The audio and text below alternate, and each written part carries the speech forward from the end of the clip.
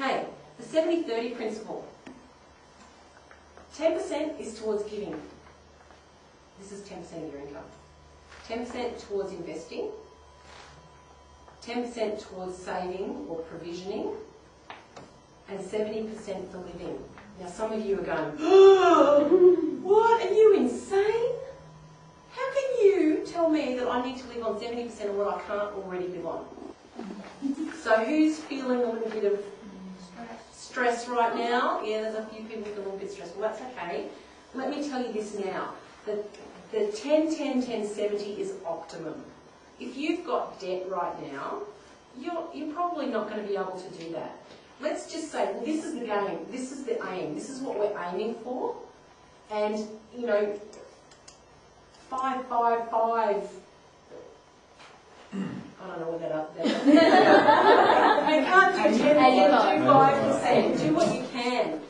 And because let me tell you, this is not theory. This is what we did, and I just need to fill a few of you in on the whole story.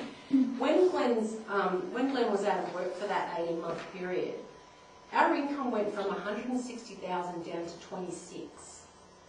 Now, if you can't imagine having a drop like that in your income, I'm with you. We lived it, and I can't imagine how we did it, but we did. But we actually practiced these principles in that time. So when our income was down there with a $300,000 mortgage, 3 small children, we had actually been practicing these principles for about 6 months before that happened. So when he lost his job, we liquidated our investments, and we paid our mortgage and our electricity and all that sort of stuff in advance. We got food into our, like non-perishable food into our garage, and I would shop in our garage, and we would just buy, you know, perishable stuff. And even when we were on Centrelink benefits, we were practicing these principles, but it was more like 5, 5, 7%.